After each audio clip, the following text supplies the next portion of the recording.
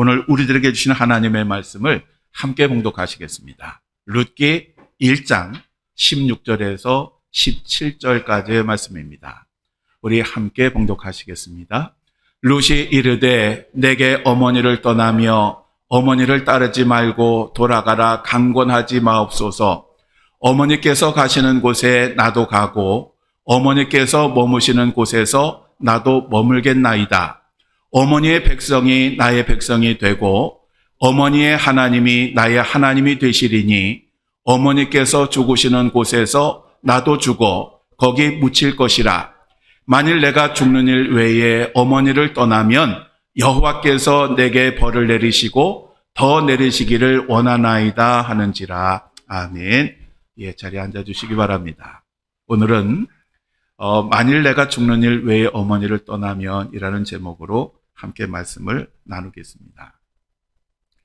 우리가 어버이날이 되면 카네이션을 답니다. 오늘 여러분도 그 카네이션을 달았는데요. 여러분 그 오늘 단 카네이션은 저희 집사람이 여러분을 사랑하고 섬기는 마음으로 재료 사다 직접 만든 거니까요. 그냥 확 버리지 마시고 잘 보관하시다가 내년에 또 깨고 이렇게 차고 오십시오. 자, 농담이고요. 여러분 그 카네이션이라는 꽃말의 뜻이 뭔지 아십니까? 카네이션. 혹시 아시는 분 있나요? 얼마 전에 어떤 글을 봤는데요. 이 카네이션의 꽃말이 이런 말이랍니다. 이걸로 절대 때우지 마라. 누가 만들었는지 참 재밌는 말입니다.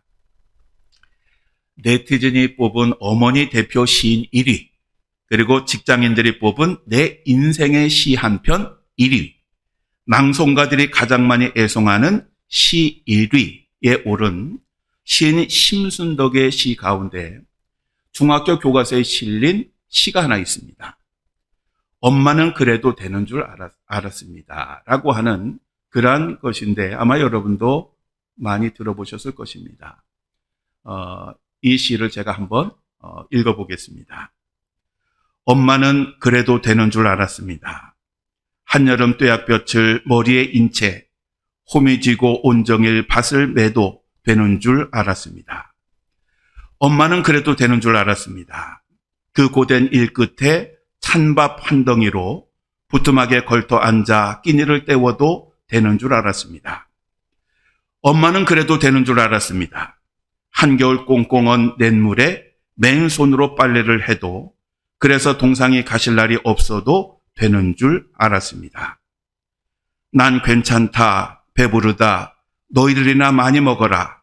더운 밥, 만난 찬, 그렇게 자식들 다 먹이고 숭늉으로 허기를 달래도 되는 줄 알았습니다. 엄마는 그래도 되는 줄 알았습니다. 발뒤꿈치가 추위에 해져 이불이 소리를 내고 손톱이 깎을 수조차 없게 달아 문드러져도 되는 줄 알았습니다. 엄마는 그래도 되는 줄 알았습니다. 술 좋아하는 아버지가 허구한 날 주정을 하고 철부지 자식들이 속을 썩여도 되는 줄 알았습니다. 엄마는 그래도 되는 줄 알았습니다. 외할머니 보고 싶다, 보고 싶다. 그것이 그냥 넋두리인 줄로만 알았습니다. 어느 날 아무도 없는 집에서 외할머니 사진을 손에 들고 소리 죽여 우는 엄마를 보고도 그 눈물의 의미를 이 속없는 딸은 몰랐습니다. 내가 엄마가 되고 엄마가 낡은 액자 속 사진으로만 우리 곁에 남아 있을 때 비로소 엄마는 그러면 안 되는 것인 줄 알았습니다. 엄마는 그러면 안 되는 것이었습니다. 오늘은 어버이 주일입니다. 부모님의 사랑과 희생을 기억하고 감사하며 효의 의미를 되새기고 실천을 다짐하는 그러한 주일입니다. 참된 효는 나의 입장에서가 아니라 부모님의 입장에서 부모님을 생각하는 그 순간부터 시작이 됩니다. 내리사랑이라고 하는 말이 있습니다. 자녀 입장에서 부모의 마음을 헤아린다라고 하는 것은 정말 어렵습니다. 그래서 부모가 되어 봐야 부모의 마음을 안다고 합니다. 즉 자식을 낳고 길러봐야, 자식 때문에 소가리를 해야 부모님의 사랑과 희생을 가슴으로 느끼게 된다는 것입니다. 양동주 시인이 작사한 어머니의 마음이라고 하는 그러한 시가 있습니다. 그 시의 2절이 이렇습니다. 어려선 안고 업고 얼러주시고 자라선 문 기대어 기다리는 맘 알을 싸 그릇 될 싸 자식 생각에 고우시던 이마 위에 주름이 가득 땅 위에 그 무엇이 높다 하리요 어머님의 정성은 지극하여라. 저는 참 염치가 없는 사람입니다. 저는 군목으로 임관을 한 후에 20년 동안 목회를 하면서 항상 소신이 하나 있었습니다. 그것은 내가 군목이기 때문에 나라와 민족을 위해서, 교회를 위해서 끝없이 헌신해야 한다라고 하는 것이었습니다. 이러한 이유로 저는 20년 동안 가정을 제대로 돌보지 못했습니다. 하여간 이른 새벽부터 밤늦게까지 예하부대를 돌아다니면서 장병들을 만나서 그들을 교육하고 상담하고 기도도 해주고 예배도 집례를 했습니다. 그래서 늘 명절이 되면 부모님과 갈등이 있었습니다. 즉 부모님은 명절이라도 자식들이 오기를 기다렸지만 저는 오히려 명절이 되면 집에도 가지 못하고 격오지에서 고생하는 장병들을 위문하러 다녔습니다. 그럼에도 불구하고 늘 아버지는 제게 전화를 주셔서 이번에 언제 오냐라고 물으셨습니다. 한 번은 제가 좀 화가 났습니다. 왜냐하면 매번 명절 때마다 못 간다고 병사들과 함께 해야 된다고 말씀을 드렸는데도 자꾸 물으시니까. 그래서 제가 좀 퉁명스럽게 얘기를 했더니 저희 아버지가 화가 나셔서 야, 너만 군목이냐? 나도 군목이었어 라고 말씀을 하셨습니다. 그리고 그 이후로 한 번도 명절에 언제 오냐라고 묻지 않으셨습니다. 자녀는 부모의 등을 보고 자란다라고 하는 말이 있습니다. 그래서 저는 이러한 것에 공감하기 때문에 사실은 딸에게 효도를 받을 것을 기대하지 않았습니다. 그렇지만 항상 딸이 자주 연락해 주기를 원하고 자주 함께 하기를 원했습니다. 그 시간이 그렇게 좋을 수가 없습니다. 그리고 그렇게 마음을 다해서 섬겨주는 딸과 사위를 보면 그렇게 고맙고 행복할 수가 없습니다.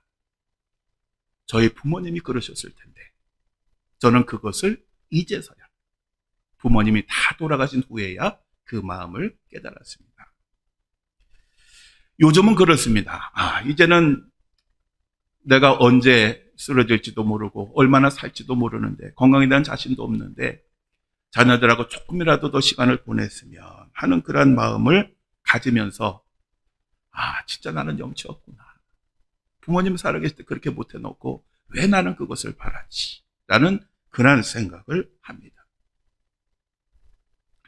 우리들의 부모님이 우리가 철이 들고 부모님 마음을 헤아리고 섬길 때까지 살아계시면 얼마나 좋겠습니까?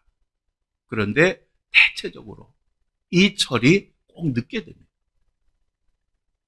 단순히 결혼했다고 아이를 낳았다고 배우는 것이 아니라 더 나이가 들어서 인생의 연륜이 쌓일 때에야 그때야 부모님의 마음이 이렇구나 라고 하는 것을 느낍니다.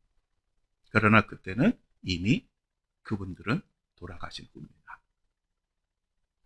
그래서 이 효도를 한다고 하는 게 정말 어렵습니다. 성경에 보면 그 성경의 수많은 인물 가운데 효도를 잘한 인물로 룻을 이야기합니다.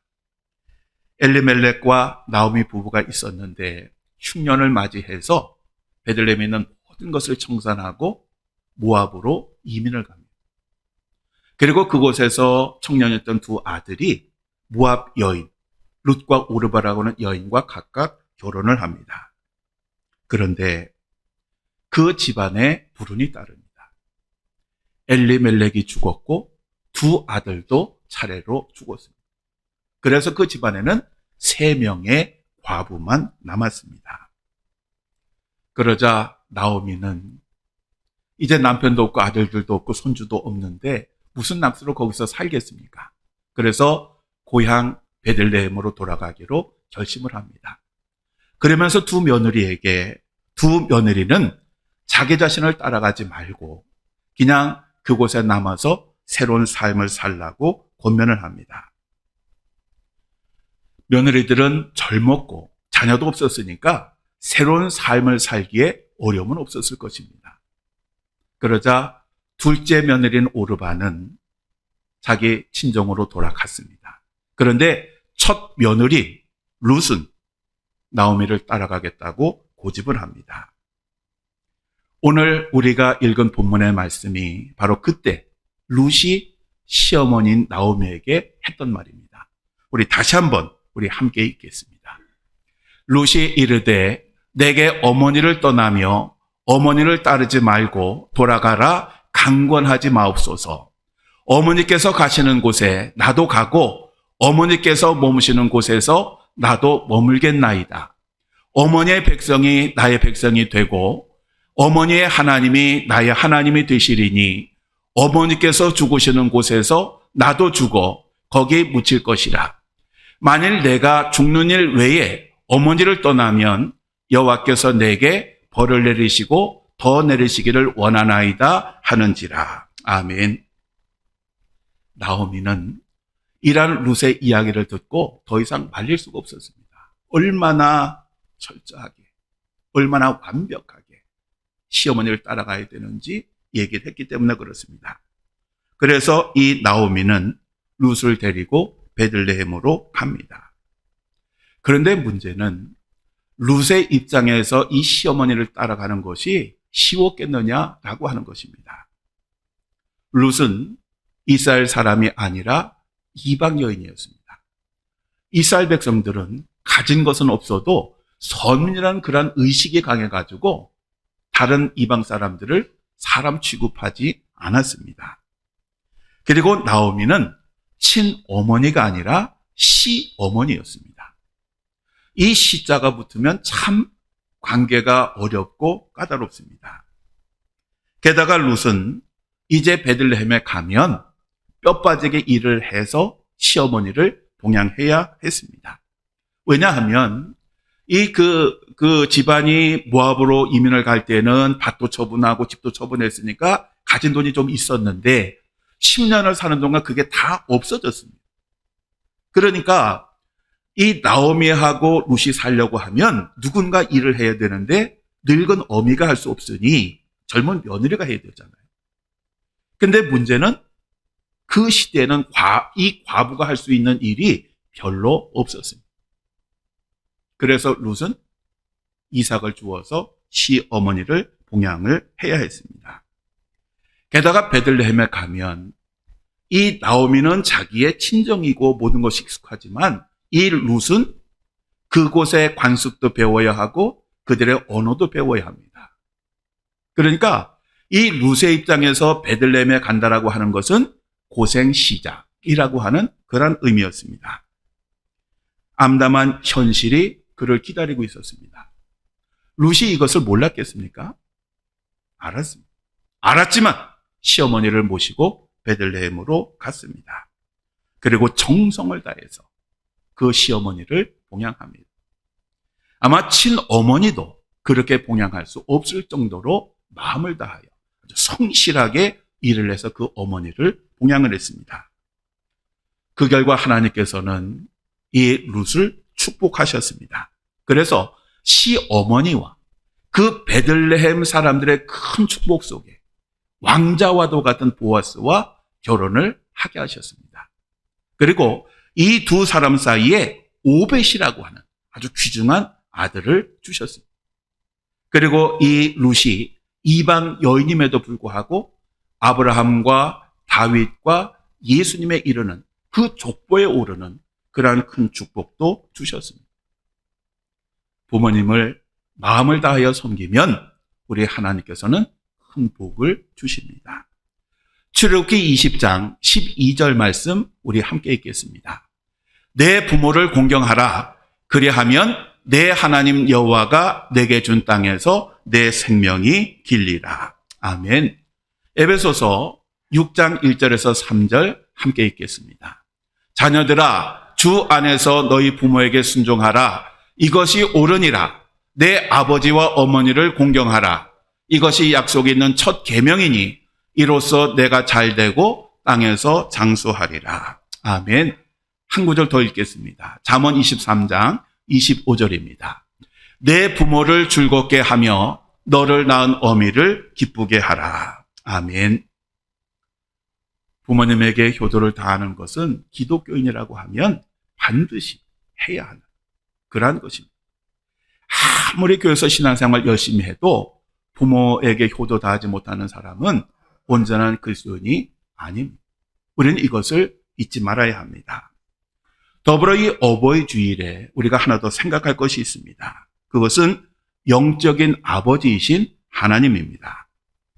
하나님은 저와 여러분을 살리시기 위해서 독생자 예수 그리스도를 십자가에 내어주셨습니다. 여러분, 예수님이 그 저주의 십자가에 달려서 차마 아버지라고도 부르지 못하고 나의 하나님 어찌하여 나를 버리셨나이까 라고 절규하실 때에 그것을 바라보시는 하나님의 그 마음이 어땠을까요? 천군 천사 동원하면 아주 쉽게 문제를 해결할 수 있는 능력을 가지신 하나님이신데 그럼에도 불구하고 그 저주의 십자가에서 죽는 것까지 기다리셔야 했던 그 하나님의 마음이 어떠했을까요?